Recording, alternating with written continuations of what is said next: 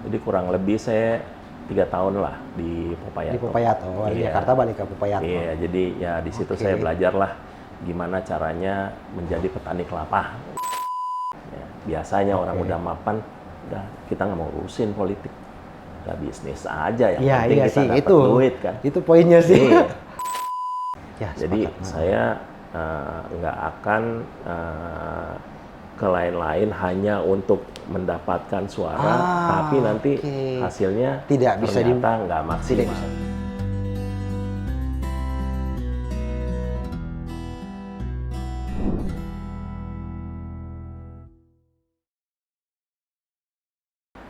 Akhirnya, teman-teman, ada satu partai lagi yang baru pertama kali masuk di politik, PSI, dan pas banget langsung dengan calon legislatifnya yang DPR RI gitu.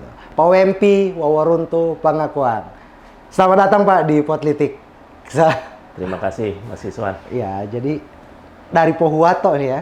Iya, saya berangkat kemarin sore, Oke. jadi baru tiba Baru di tiba. Gorontalo tadi subuh. Tadi Mas. subuh. Iya. Sempat ini dulu nggak Pak? Turun beberapa titik gitu. Ya kebetulan sih waktu saya turun ada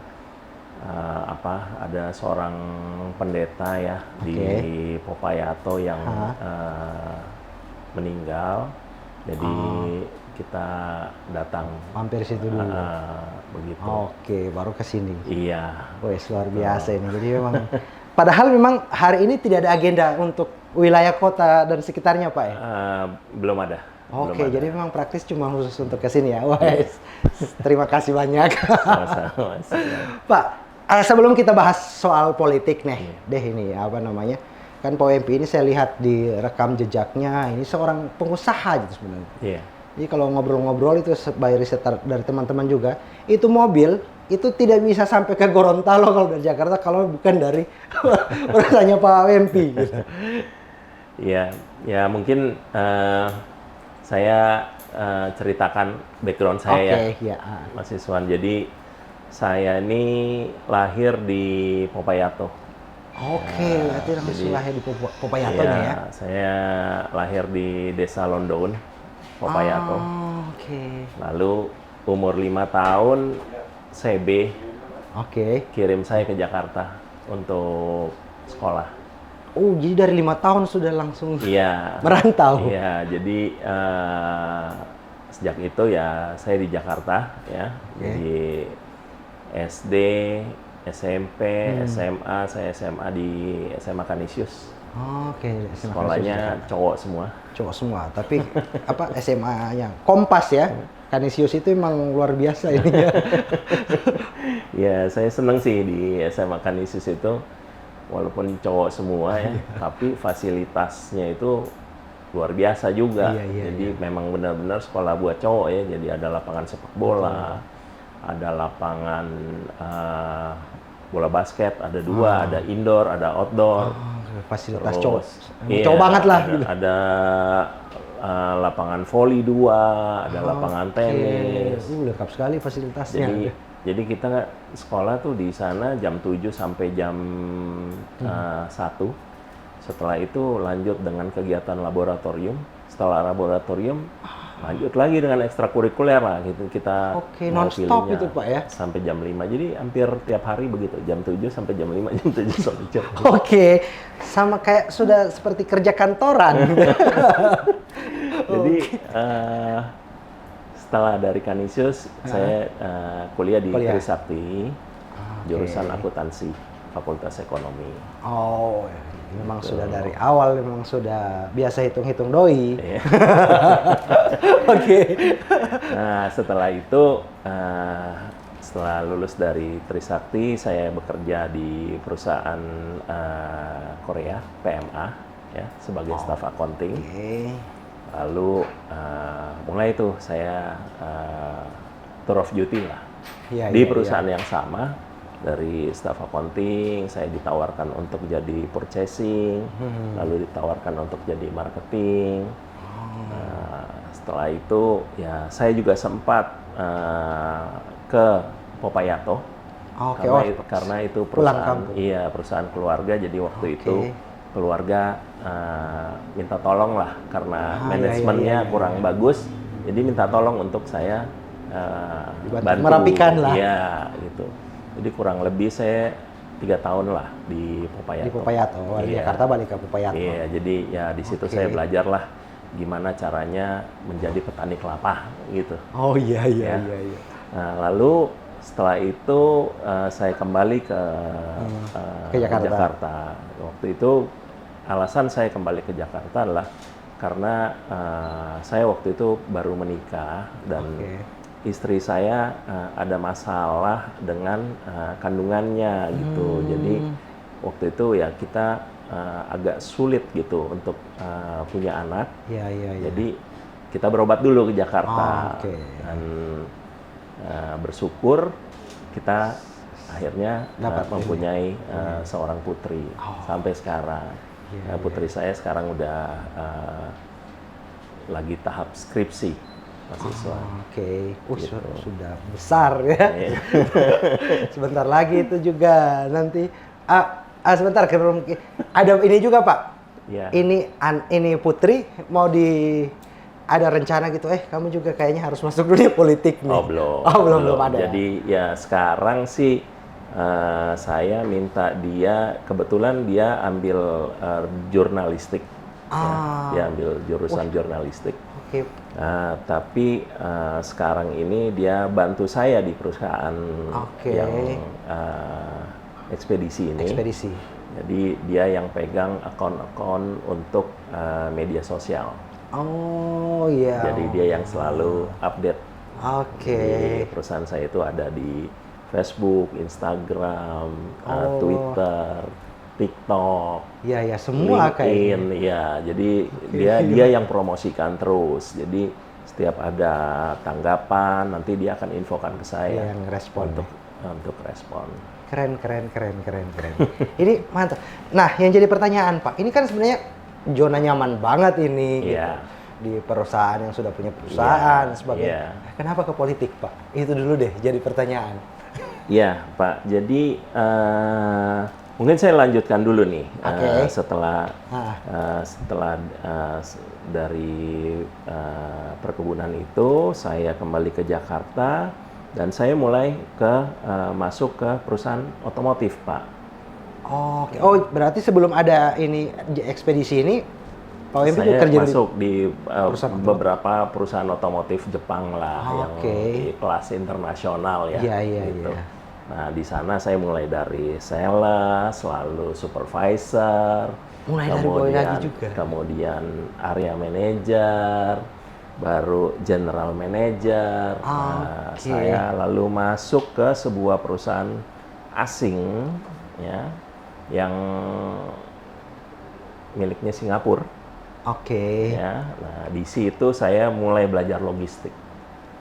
Ini cikal bakalnya nih. Setelah saya pelajari, begini caranya. Nah, baru saya masuk sendiri untuk di bisnis logistik ini, untuk ekspedisi ini.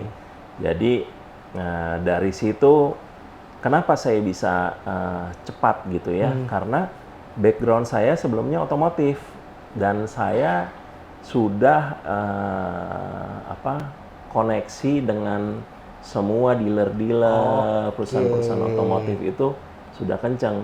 Jadi bisa dibilang waktu saya di perusahaan otomotif itu, waktu saya jadi area manager, saya dibayar tuh untuk jalan-jalan loh Pak. Jadi pas banget membangun jaringan juga. Jadi saya di satu merek ya, yang dimana dia perusahaan ini adalah main dealer untuk wilayah luar Jawa.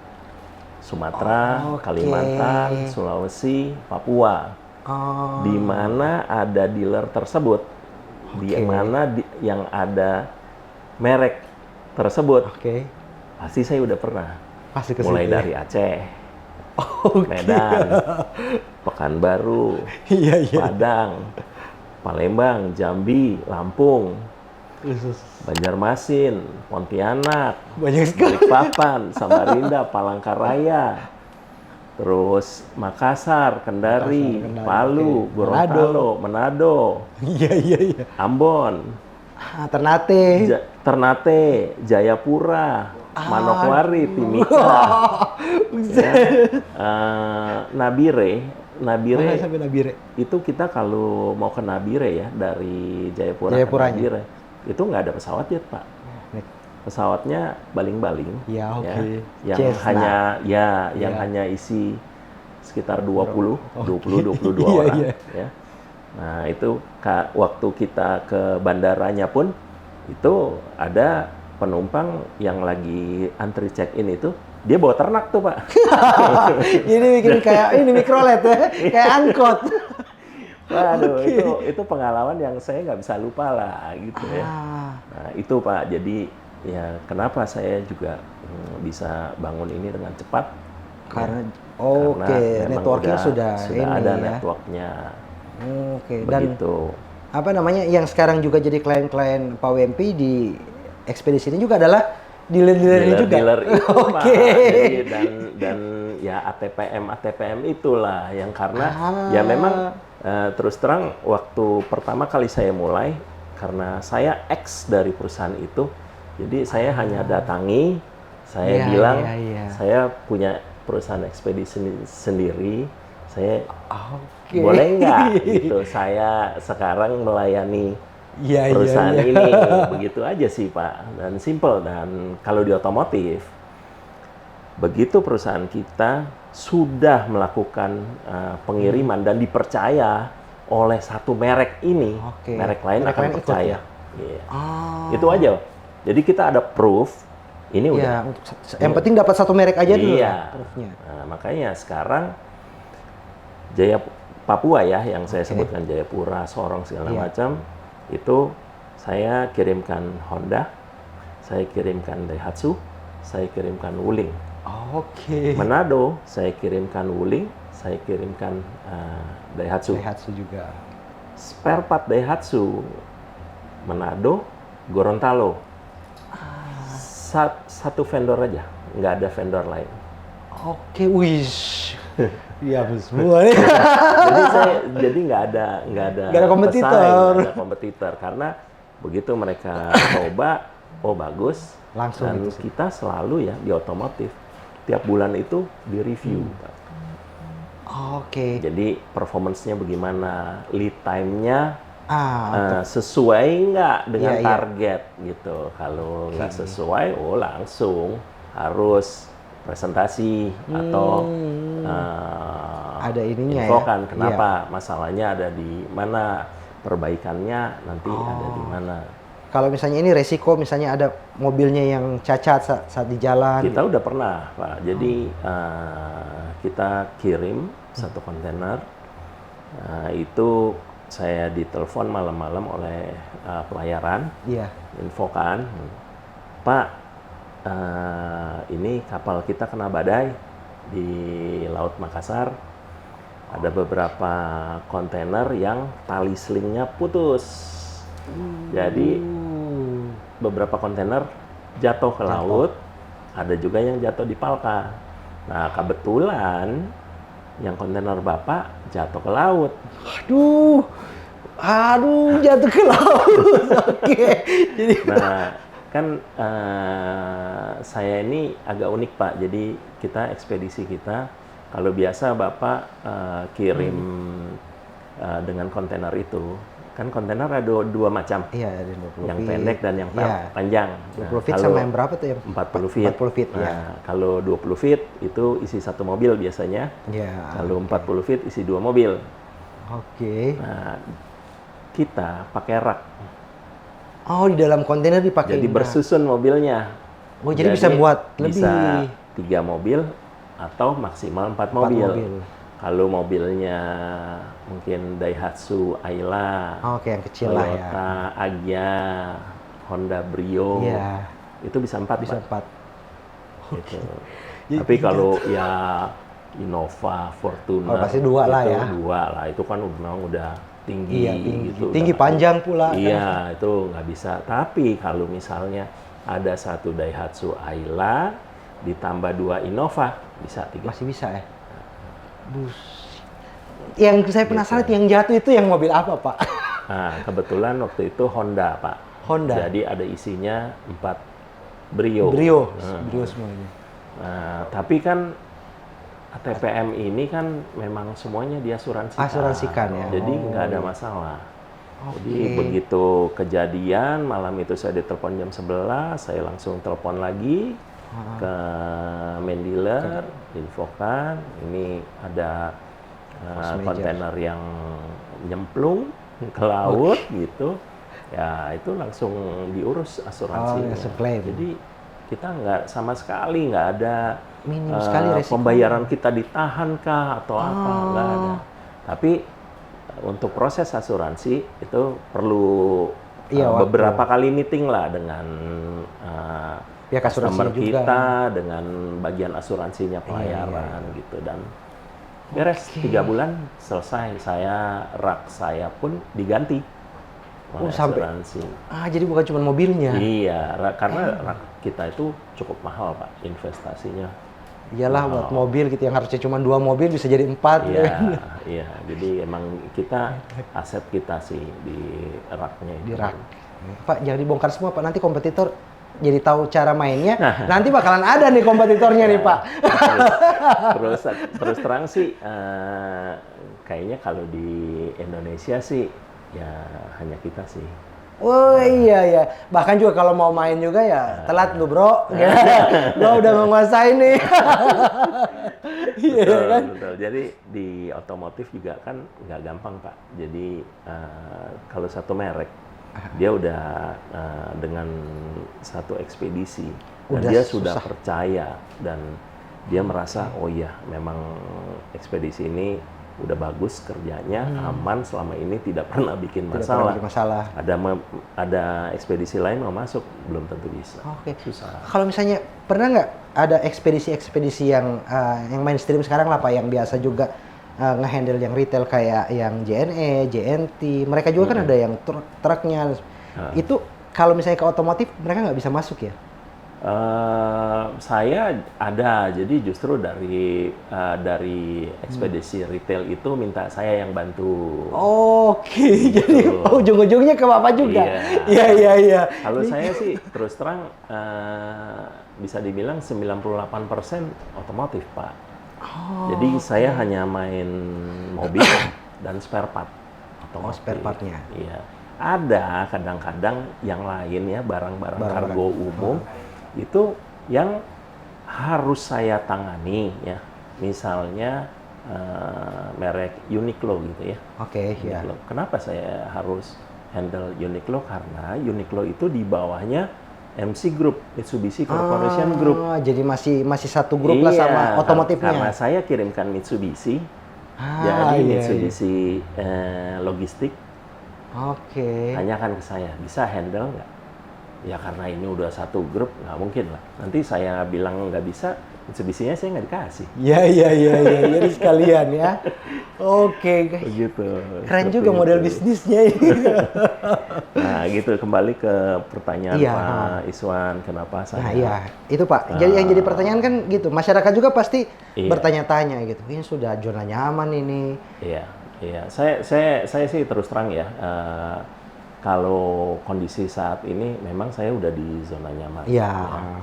Lalu yang kedua, kalau untuk masuk ke politik juga finansial harus cukup. Iya. Nggak mungkin lah kita mau masuk politik, tapi tanpa finansial. Betul. Mau cetak baliho aja udah berapa? APK ini kan lumayan. Bapak juga kan ada lihat tuh, saya punya billboard ya. Gede sekali itu di muka makro, di depan makro juga itu ada. Itu kalau saya cetak 2-3 biji aja, berapa? Udah puluhan juta tuh per bulan. Iya. Gitu. Jadi nggak mungkin kalau kita maju politik tapi finansial nggak kuat. Kita nggak kuat, itu nggak mungkin. Nah, jadi saya masuk pada saat memang saya rasa saya udah cukup. Baru saya maju. Nah, lalu saya pilih lewat PSI ya, karena Ya terus terang sih saya masuk ke PSI. PSI punya dua hal yang bikin saya Tertarik gitu. tertarik, yaitu anti korupsi dan anti intoleransi. Oke, Ya. ya. Nah, sepakat. Kalau sekarang kan kita lihat, ya mungkin kita tahulah bisa dibilang DPR gitu, Iya. itu lembaga terkorup lah Iya. sekarang, betul ya? Fakta. Kita nggak usah Fakta. munafik. Iya. Nah terus Indonesia dengan banyak sekali suku, banyak sekali beberapa Beragam. agama, ya itu Beraneka ragam. jangan kita jadikan satu hal yang akan Menjadi menjadi pemecah. kehancuran Ya. lah, jadi pemecah gitu. Betul, Itu betul. yang harus kita bangun bersama-sama, semua harus semua saling Kebinekaan. menghargai. Ya. Iya. Betul, betul. Itu sih yang saya lihat, wah kayaknya udah mulai berkurang nih gitu. Oke. Intoleransi udah makin lama makin menjadi-jadi. kenceng. Iya, iya. Iya, itu yang saya rasa kurang bagus. Lalu saya juga ya ketemulah dengan DPP ya. Oke, DPP PSI. Salah satunya Grace gitu Ya. ya, dia bilang, "Lah, kalau kalian yang sudah merasa mapan, ya, biasanya orang udah mapan, udah kita nggak mau urusin politik, udah bisnis aja, yang Iya, penting iya kita sih, dapat itu. duit kan." Itu poinnya sih. Iya. Jadi kalau kalian yang udah mapan terus nggak mau pusing gitu, terus jadinya ya DPR-nya nggak akan diperbaiki, yang akan diisi orang-orangnya Orang-orang yang itu juga lagi, yang itu berpotensi lagi. juga korup juga Iya, gitu. iya. Oke. Jadi kita harus rubah. Kita harus rubah. Ya kan ada istilahnya kan, kejahatan itu merajalela bukan karena mereka berkuasa, tapi kan orang-orang baiknya diambil. Betul, betul. Nah, konsepnya seperti itu ya, bisa jadi ya, Pak. Yes. Oke. Nah, berarti tujuan Pak Wempi untuk ke politik karena ingin memperbaiki itu. Iya, iya. Oke. Lalu yang ketiga, saya putra Gorontalo. Ya, Ya, si saya- Popayato lagi. Iya, ya. Saya rasa sih semua ini ya udah jalan dari atas ya Pak. Jadi saya lahir di sana, saya cari duit di Jakarta. Oke. Sekarang saatnya kemudian. apa yang saya dapat saya aplikasikan. Salah satunya Pak, kalau masalah pertanian ya, Oke, saya beberapa iya. tahun. Saya rasa sih kalau petani di Gorontalo kita nggak perlu ajarin lah, mereka Oke, tahu iya, lah iya. bercocok tanam bagaimana Dari kecil caranya. mereka. Nah, yang perlu kita support apa? Traktor, Oke. supaya alat lebih bantunya. cepat. Iya, Iya. bisa lebih cepat. pupuk, Betul, ya, ya, pupuk supaya itu juga berhasil semua. panennya gitu. bisa ini. Nah, sekarang kita kan udah lihat juga ya sejak perangnya Ukraina sama Sama Rusia. pupuk susah. Ya. Kenapa? Karena hasilnya Hasil, betul. dari sana Dari kan sana. sumbernya. Gandum udah mahal, beberapa hasil Banyak yang pertanian juga iya. mahal. Nah, apakah ke depan nggak akan lebih parah lagi? Iya, Apakah nggak akan ada perang-perang lagi yang bikin semuanya nggak ada gitu? Jadi akan lebih sulit. Ya saya rasa ke depan kita udah harus siap. Kita Oke. harus mandiri, kita cukupkan semuanya sendiri. Kalau amit-amit ya terjadi seperti itu, kita sudah siap dan mungkin kita bisa ekspor. Ya, bisa supply ke daerah lain juga. Iya, nah itu di pertanian. Sekarang kita bicara mau ekspor, ya. Saya di logistik, kunci di logistik, mahasiswa. Kita bisa harga murah, bisa dapat biaya lebih murah kalau ada barang yang kita kirim ke Gorontalo, ya misalnya Jakarta ke Gorontalo. Ya, saya kirim mobil. Iya, iya. Pulangnya saya ada bawa barang lagi ke Jakarta. Itu pasti akan Cost-nya lebih jadi murah. turun, ya. Karena waktu Jakarta ke Gorontalo itu ongkos sudah dihitung tuh Gorontalo Jakartanya, Pak. Iya. Tapi begitu ada barang dari Gorontalo ke Jakarta, itu nggak akan semahal. Semahal itu, Pak. Oh, terjawab nih berarti, karena biasanya kan pengiriman itu dengan alamat yang sama, Jakarta Gorontalo, kemudian Gorontalo Jakarta itu beda. Lebih mahal Gorontalo Jakarta, padahal alamatnya sama. Iya, jadi kita harus ciptakan dari Gorontalo ke Jakarta ini harus ada barang. Harus ada barang yang bisa diangkut. Kalau kita mau ekspor, ya, kita punya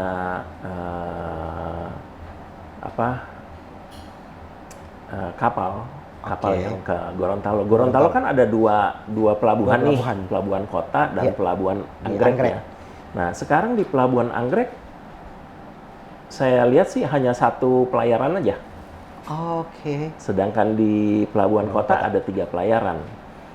Nah, kan kita tahu nih posisi kalau pelabuhan kota ada di sebelah kanan K-nya ini ya. Sedangkan Anggrek sebelah kiri.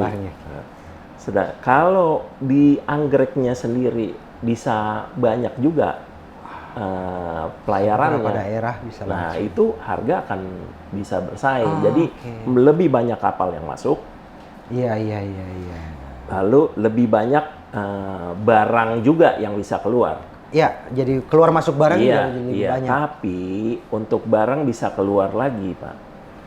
Itu kita harus siapkan pergunangan yang mencukupi.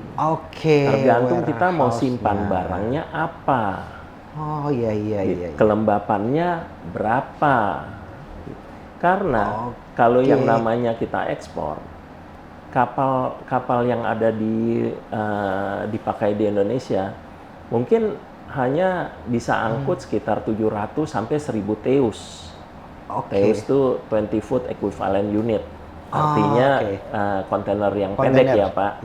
Jadi satu kapal hanya bisa muat 700 kontainer pendek sampai 1000 kontainer pendek gitu. Iya.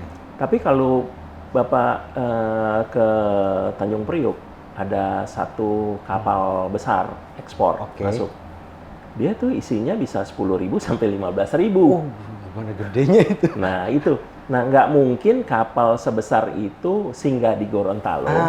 Sedangkan barangnya hanya kita cuma bisa isi 700. Ya rugi di solar dong. Betul. Supaya dia bisa isinya banyak, kita harus punya pergudangan yang cukup. Di mana mungkin 1 bulan sekali baru kita ekspor rame-rame. Iya. Semua ditumpuk di gudang dulu baru sekalian. Gitu. Kos juga turun juga. Betul. Makanya isu yang Pak Wempi bawa untuk itu yang salah satunya itu adalah membangun ini. Iya, jadi kalau visi saya adalah membangun Gorontalo ya, jadi kota yang lebih baik, lebih modern. Nah, itu dan harus rakyat lebih sejahtera. Maksud saya modern ya itu aja, yang simpel lah. Kita punya gudang yang memadai ya untuk produknya, produk apa itu yang Bapak kalau ke tempat saya ya, di daerah Cakung itu ya, yang di gudang saya itu banyak gudang-gudang yang kita bisa jejer sekaligus mungkin 18 sampai 20 trailer. Di mana mereka begitu jejer masuk gitu ya, begitu masuk udah langsung ada lidah untuk trailer gitu, dia langsung tutup, udah itu forklift itu atau orang semua bisa keluarin, masukin ya, tinggal pakai forklift yang biasa atau forklift yang besar, di mana yang bongkar muat itu paling setengah jam selesai untuk satu kontainer. Dibandingkan mungkin di Gorontalo masih manual itu ya bisa 3-4 jam mungkin lebih gitu. Jadi dengan gudang yang modern semua proses jadi lebih cepat gitu, dan kita bisa simpan di gudang yang lebih besar dan stok bisa lebih banyak dan lebih aman. Jadi ketika kirim juga sekaligus bisa banyak. Kos jadi turun. Betul. Nah, yang jadi masalah, Pak, apalagi Gorontalo nih. Resistensinya. Ini kan apalagi kalau misalnya isu pergudangan ini kan sebenarnya idenya simpel. Cuman kan untuk melakukannya ini kan butuh tantangannya gede banget gitu. Apalagi misalnya mengajak orang, ayo semua itu misalnya katakanlah satu komoditi lah yang akan disimpan di gudang ini nanti. Iya. Ngajak orangnya dan meyakinkan mereka, ayo kita rame-rame ini biar kosnya turun gitu. Nah, sempat terpikirkan nggak Pak untuk ininya, ini saya harus bikin kayak gini nih biar terterima di masyarakat? Saya rasa tuh kalau kita nggak adakan lebih dulu, orang nggak akan tahu. Harus mulai dulu. Jalan sunyi baru ini mereka sudah lihat, baru bisa. Cocok tuh dengan contoh seperti ya waktu saya lakukan ekspedisi untuk pengiriman mobil ini. Jadi saya mulai pertama Bitung dulu. Begitu saya kirim ke Bitung, shipment pertama kali itu untuk pemasangan dan pembongkaran rak itu nggak mudah Pak. Jadi saya harus training dulu. Jadi shipment pertama berangkat ya saya juga terbang ke Manado. Ya, begitu mereka mau turunkan kita training. Begini loh caranya. Gini coy. Jadi shipment pertama mungkin 2 kontainer. Oke. Udah bisa ya? Oke. Minggu depan kita kirim lagi 5 kontainer. Saya datang lagi Pak. Harus untuk pastikan mereka benar-benar bisa. Gitu. Itu kita lakukan. Nah, kemudian kita mulai buka Ambon, kita mulai buka Jayapura, kita mulai semua saya pakai EMKL lokal. Mereka saya training. Jadi saya bukannya buka cabang lagi jalan, enggak. Semua saya partnership. Iya. Jadi saya berdayakan semuanya sampai sekarang. Jadi begitu pengiriman udah banyak, ya saya tinggal monitor aja. Saya semua pengiriman begitu kontainer masuk, mereka tinggal foto, mereka tinggal video. Ini semua udah turun aman. Ini udah sampai di dealer, mereka foto serah terima dengan pihak dealer, udah fotonya, ada tanda tangannya. Gitu modernisasinya, flow-nya. Ini menarik. Sebenarnya jadi banyak banget sebenarnya masalah-masalah yang bisa teratasi Pak dengan kalau menurut saya dengan isu itu gitu. Apalagi kalau misalnya skala warehouse yang kalau di Jakarta itu udah banyak disewakan juga gitu kalau kita mau ini kan. Itu luar biasa. Nah, sekarang gini Pak. Ini konsep pergudangan yang Pak WMP nanti akan ini. Ini apa? Ininya lokasinya gitu. Lokasi bagaimana? Ya, lokasi sih pergudangan ya kalau di semua daerah ya. Pergudangan yang udah pasti dekat dengan pelabuhan. Itu satu, atau dekat dengan pabriknya. Iya. Begitu aja. Jadi kita tinggal lihat yang mana yang kira-kira lebih efisien. Ya, benar-benar ya. Pabrik otomatis kalau misalnya ini pasti daerah Pohuwato lah, karena di Pohuwato banyak pabriknya. Daerah pelabuhan Gorontalo Utara lah ya, sama kota. Nah, yang jadi penasaran Pak, ketika Pak WMP turun kampanye, apalagi ini DPR RI berarti ya seprovinsi nih, ini ya konstituennya kan, dapilnya ini seprovinsi. Nah, apakah isu ini juga yang Pak WMP bawa ke masyarakat gitu, pergudangan dan sebagainya, atau gimana Pak untuk konteks pencalekan Pak WMP hari ini? Ya, jadi memang kalau sementara untuk kampanye saya ini, saya banyak dibantu dengan caleg-caleg DPRD juga. Jadi saya sampaikan juga ke caleg-caleg DPRD. Dan ya mungkin salah satu caranya adalah dengan podcast kita ini nih, mahasiswa ya. Semoga banyak warga Gorontalo bisa lihat acara kita dan bisa tahu visi dan misi saya. Menarik ya guys. Cuman ngomong-ngomong ya, kemarin kan Kaisang nih datang ke sini, bos besarnya PSI nih. Nah Pak WMP saat saya lihat di kontennya, karena gini, Pak WMP ini juga aktif di semua media sosial. Itu saya lihat di billboardnya juga, mau Facebooknya, TikTok, Instagram, Threads-nya, tweet X-nya juga ada, LinkedIn-nya. Nah saya lihat satu tuh konten dengan Mas Kaisang gitu, waktu datang. Ngobrolin apa sih Pak? Saya jadi penasaran gitu. Karena ya kita sebagai content creator tidak diundang guys. Ya saya sih dengan Mas Kaisang nggak terlalu ini juga ya, nggak terlalu banyak ya. Oke. Ya, jadi paling yang ditanya sama Mas Kaisang bisa berapa? Oke. Ya.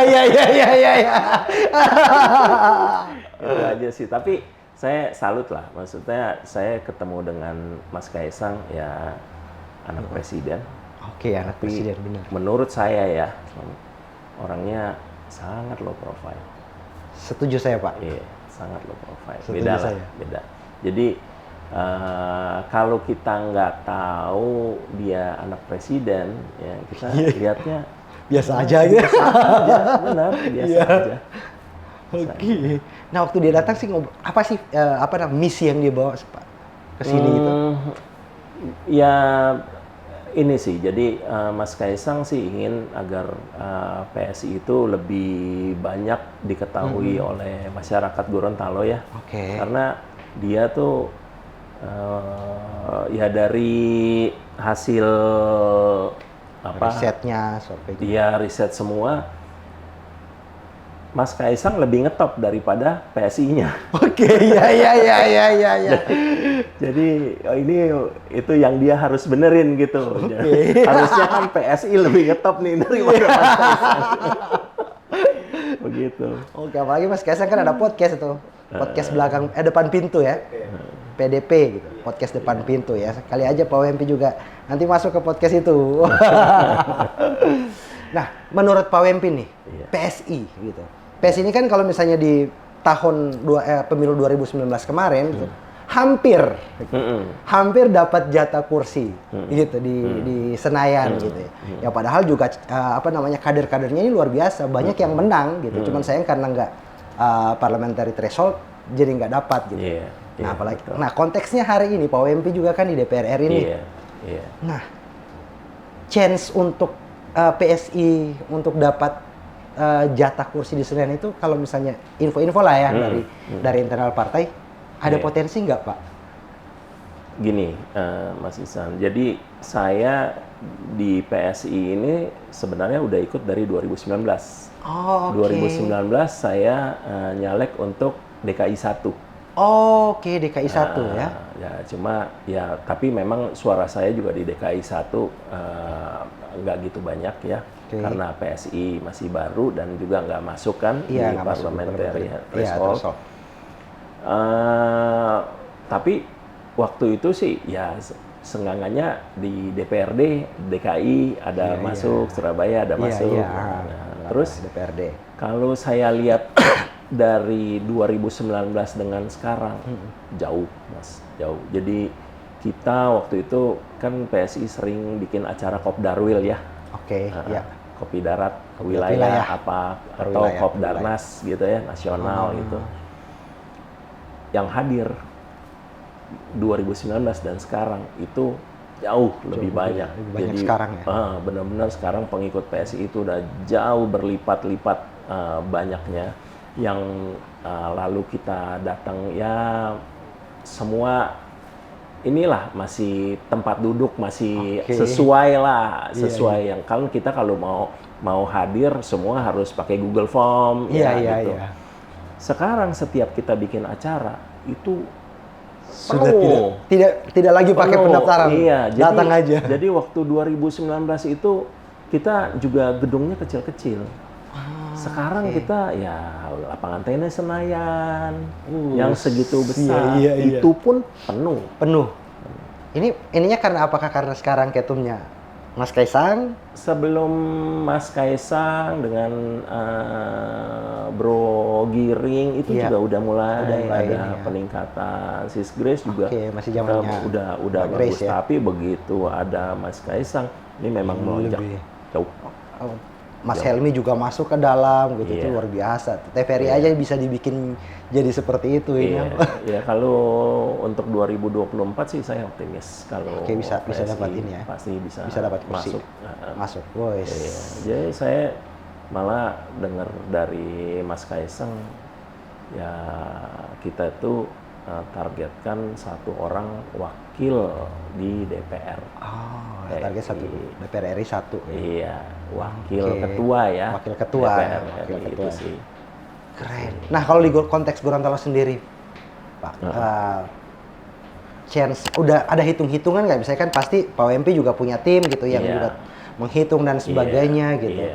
Apalagi hari ini tuh kan milenial itu 60% nih. Apa namanya, DPT-nya itu 60% pemilih milenial gitu. Betul. Nah, sementara konsep yang Pak WMP nanti bangun ini itu rata-rata digeluti oleh ya yang di 40%-nya nih, yang udah mungkin udah 30 ini ke atas gitu. Iya, betul. Nah, kalau di milenial sendiri ada nggak Pak program atau isu yang gagasan yang Pak WMP bawa untuk menyentuh mereka? Ya, untuk milenial sih kita nanti pasti setiap kali anggota atau caleg akan membuat program, selalu pasti kita konsultasi dengan DPP ya. Gitu.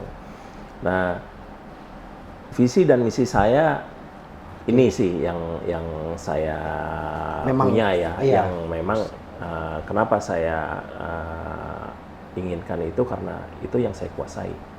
Jadi saya nggak akan ke lain-lain hanya untuk mendapatkan suara, tapi nanti hasilnya tidak bisa nggak maksimal. Tidak bisa dilaksanakan gitu. juga. Iya.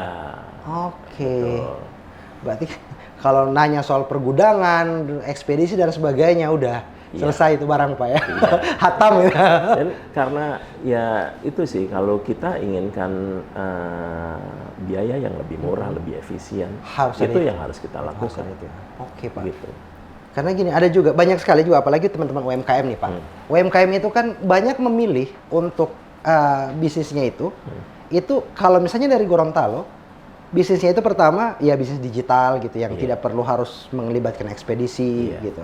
Toh pun kalau ada produk fisik yang harus melibatkan ekspedisi, mereka biasanya batasi pengirimannya hanya se-Sulawesi dan sebagainya, karena ongkos kirimnya yang mahal gitu. Nah, bisa jadi mungkin teman-teman UMKM milenial dan sebagainya, ketika ada pergudangan ini juga bisa mengurangi ongkos kirim ke Jawa, Pak. Iya. Saya rasa sih itu udah mulai dilakukan juga ya. Kalau kita ada beli produk gitu ya online. Iya. Itu kadang-kadang kita pesannya itu ada di Jakarta gitu, perusahaannya di Jakarta. Tapi dia bisa kirim online di Gorontalo karena dia udah ada hub-nya nih di sini. Dia udah ada gudangnya. Ada gudangnya kecil gitu, stokisnya lah kalau misalnya di Iya, jadi ya tetap kita kontaknya dengan mereka yang ada di Jakarta, tapi mereka bisa kirim ke Gorontalo dimanapun. Saya udah pernah sih beli produk, kebetulan beberapa hari lalu, ya kontaknya di sana, tapi mereka bisa kirim. Belinya di sini ya? Iya. Ini kecanggihannya nih ya teman-teman ya. Oke Pak, jadi ini isu yang paling menarik sebenarnya, karena jujur gitu ya saya nggak tahu yang caleg-caleg lain, cuman beberapa tamu yang datang ke sini, gagasan yang Pak WMP bawa ini keren gitu ya. Cuman kan sebagian orang itu kan berpikir, bisa nggak ini? Nah sekarang pertanyaan gini Pak, posisi pergudangan, kalau misalnya Pak WMP sebagai seorang pengusaha saat ini dan sebagainya, make sense ini bisa dilakukan mungkin dengan modal sendiri gitu. Nah kalau misalnya di Dewan Pak, di Dewan ini kan berarti melibatkan negara dan sebagainya. Nah untuk mencapai tujuan ini ada gudang dan sebagainya ini, apa sih Pak yang bisa dilakukan ketika misalnya Pak WMP duduk nih terpilih gitu. Di Senayan isu seperti apa sih biar nanti di Gorontalo itu ada bisa pergudangan nih? Ya, di beberapa kota kan memang sudah ada kawasan untuk pergudangan. Nah, dan itu kalau dibikin modern, ya itu berarti kan pemerintah yang sediakan kawasannya, silakan investor yang masuk, mereka yang bangun. Jadi kebijakan-kebijakan itu yang regulasi-regulasi. Iya, jadi kalau di DPR semua fasilitasnya aja disiapkan. Tinggal investor yang pikir sendiri. Kalau mereka rasa masuk akal, pasti pasti mereka akan invest. Dan pelayaran Itu pasti juga kita melihat tinggal juga. iya motivasi supaya makin banyak kapal Masuk yang ke sini. ke Gorontalo. Oke. Gitu. Kalau makin banyak kapal, pasti harga bersaing. Betul, Contoh ya itu. Kenapa ke Gorontalo lebih mahal? Kapalnya lebih sedikit, frekuensinya lebih sedikit. Gorontalo sama kalau ke Anggrek itu kan lebih dekat dibandingkan ke Bitung. Iya. Ya kan? Jadi kalau kita mau ke Anggrek itu kan Makassar ya tinggal ke Anggrek, baru ke Bitung. Iya, gitu. Betul. Harusnya ya lebih dekat, lebih murah lebih dong. murah, solarnya Tapi juga. ini malah lebih mahal. Karena frekuensinya sedikit ya, Pak ya? Frekuensinya sedikit, pelayarannya juga sedikit yang ke Anggrek. Belum Hanya satu pelayaran. Habis dari sini dia ke balik kosong gitu. Betul. Oke, terjawab teman-teman semua gitu. Ini apa namanya? Pak, kita jadi ngomongin bisnis aja deh. Kayaknya lebih seru deh. Ganti deh. Nah, kalau misalnya Pak, gini, ini kan banyak anak muda nih. Iya.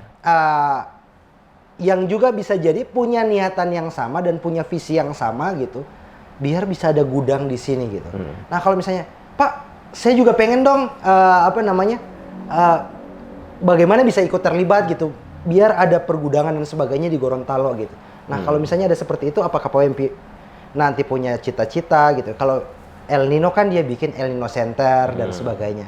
Nah, Pak WMP misalnya apakah ada cita-cita gitu untuk masalah ekspedisi dan sebagainya, membantu UMKM?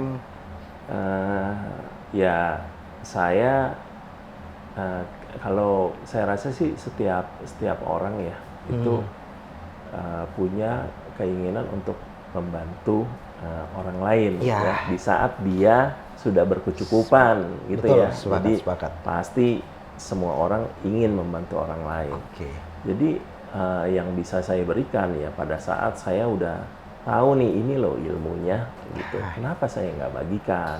Itu yang saya penting. rasa itu sih yang bisa saya bagikan dan semuanya untuk supaya Gorontalo lebih bagus, bisa lebih sejahtera dan lebih modern. Benar-benar. Karena ya kuncinya ya itu di distribusi kan. Iya. Makanya ekspedisi dan sebagainya kalau kita punya hal-hal itu ya selesai gitu. Iya. Keren sih. Pak WMP, kalau misalnya nih ada masyarakat yang saat ini nonton gitu, masyarakat Gorontalo gitu nonton ya. Nah, di tanggal 14 nanti apa sih alasan mereka gitu harus mencoblos Pak WMP gitu untuk DPR RI dari Dapil Gorontalo di Partai PSI gitu? Oke. Alasan pertama ialah ya karena saya putra Gorontalo. Putra Gorontalo. Ya, jadi nggak mungkin seorang putra daerah menelantarkan daerahnya sendiri. Pasti semua ingin membangun daerah tanah kelahirannya. Betul. Alasan kedua, kenapa harus coblos PSI? PSI dari awal itu Jokowi. Iya. Saya sudah sejak saya di Jakarta dan bekerja ke beberapa perusahaan, ya saya sudah keliling seluruh Indonesia. Dan saya juga sudah keliling ke beberapa negara. Waktu Jokowi belum jadi presiden dan Jokowi sudah jadi presiden, itu saya lihat beda. Di mana bedanya? Waktu Jokowi belum jadi presiden, kita tahu Singapura ada MRT. Jalan bagus. Ya, saya contoh 2 negara aja. Malaysia juga demikian. Betul. Semua udah ada, kereta udah ada, lalu jalan tol di sana, mantap lah, lebih besar. Luar biasa. Begitu Jokowi jadi presiden, kita punya MRT. Iya. Jalan tol Trans Jawa, Trans Sumatera, semua dibikin. Dan di Jakarta dan di kota-kota besar ya, jalan itu udah bertingkat-tingkat. Betul. Ya. Kita dulu saya kalau ke Jakarta ke Surabaya mungkin sekitar 20 jam. Iya. Sekarang kita 8 jam aja. Udah sampai Surabaya. Iya. Nah, terus kalau kita lihat kereta cepat, kita udah punya nih kereta cepat. Benar-benar. Singapura belum ada sekarang. Malaysia belum ada sekarang. Kalau kita cek kereta cepat ada berapa sih di dunia? Ya, Paling sekitar 10-an. Dan Indonesia ada. Salah satunya Indonesia punya. Indonesia. Berapa kecepatan kereta cepat? Kita maksimal 350. Coba cek di negara-negara lain ya. Yang kereta paling cepat itu Cina. Cina ada 2 kereta cepatnya. Yang satu bisa lari 460 km per jam. Kita 350. Tapi yang satunya lagi ya sama 350-an juga. Perancis, Jerman, Saudi Arabia. Oh iya. Ya. Saudi Arabia ada kereta cepat. Itali. Hanya ada beberapa negara berarti. Kurang lebih 10 aja. 10-an. Ada 10 kereta cepat. Oke. Nah, rata-rata mereka juga 320, 340, 350. Berarti udah standarnya udah standar ini kita ya. Iya, jadi dan kita untuk Asia Tenggara ya cuma kita. Baru Indonesia. Gitu. Jadi yang saya lihat itu yang harus kita teruskan. Jangan berhenti. Iya ya, untuk proses pembangunan. Jangan berhenti. Saya melihat presiden sebelumnya sih udah bagus. Tapi Jokowi punya kerja cepat. Dan itu kita harus lebih bagus lagi. Dan minimal kita pertahankan. Ya. Dan terus lebih bagus. Beda tangan pasti beda hasilnya. Pak Jokowi kan udah nggak lagi nih Pak. Nah jadi gimana nih PSI-nya? Ya justru itu kalau PSI masuk di sana. Mempertahankan ini apa yang pernah ini sama Pak Jokowi. Gitu. Dan ya kita lihat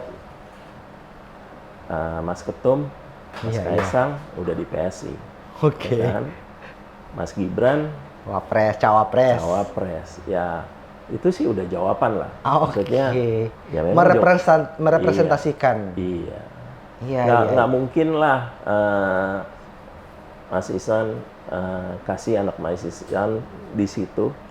Ya, tanpa Mas Ihsan memang udah dia harus di sini. Nggak keren sekali teman-teman. Nah, pertanyaan terakhir Pak Wempi. Kalau tidak terpilih, apakah akan kembali? Kalau apakah misi pergudangan Gorontalo akan tetap jalan gitu? Ya, kalau saya tidak terpilih, ya saya kembali bisnismen. Iya, jadi karena sampai sekarang pun ya kan saya udah bilang setiap bulan itu saya tetap harus meeting nih. Kontrol juga ya.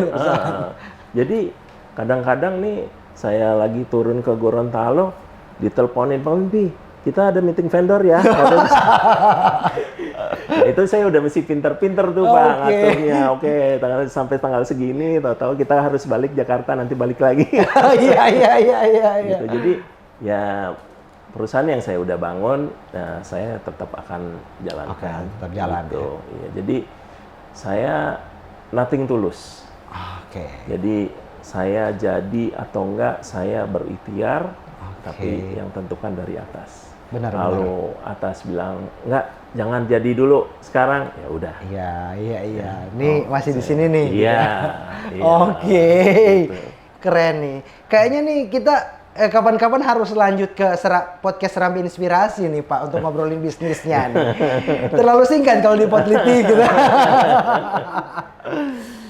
Teman-teman, satu Pak, menutup sesi kita gitu, pesan untuk anak muda yang saat ini, untuk ada di titik seperti Pak Wempi saat ini sih, apa sih sebenarnya yang harus mereka lakukan? Ya kalau itu sih ya masukan dari saya, ya kita bekerja ya sekuat tenaga yang kita bisa, dan jangan pilih-pilih pekerjaan. Jadi kita akan sampai di satu level tertentu. Kita nggak akan tahu kalau kita mampu sampai kita melakukan itu. Jadi pada saat saya jadi staff accounting, kita jalankan dengan baik. Gitu. dan kepercayaan juga kita harus jaga. Ya. Jadi jangan takut begitu dikasih pekerjaan baru. Waduh, ntar gue nggak bisa nih. Iya. Soalnya ini bukan bidang, karena saya background accounting, tiba-tiba jadi di ekspedisi gitu bisnisnya. Betul. Oke. Background saya accounting. Pada saat saya ditawarkan mau jadi purchasing, saya terima. Lalu begitu dari sales mau jadi supervisor, saya tes dulu kan. Oke. Wah, ternyata kita udah bisa nih jadi supervisor. Iya. Naik jadi area manager, bisa nih. Bisa juga. General manager, bisa nih. Nah, kita nggak akan tahu kalau kita nggak lakukan itu dengan sungguh-sungguh. Jadi kita akan tahu kemampuan kita kalau kita benar-benar coba dan lakukan itu dengan baik. Keren, guys. Teman-teman, ini keren banget nih. Ini semi politik nih sebenarnya nih obrolan kita hari ini gitu. Oke teman-teman, mungkin itu saja dari kita hari ini dan sampai jumpa di program berikutnya. Jangan lupa untuk ketika di tanggal 14 nanti gitu, pilih PSI nomor urut berapa Pak? Nomor urut 1 gitu, Pak WMP. Thank you dan sampai ketemu di episode selanjutnya.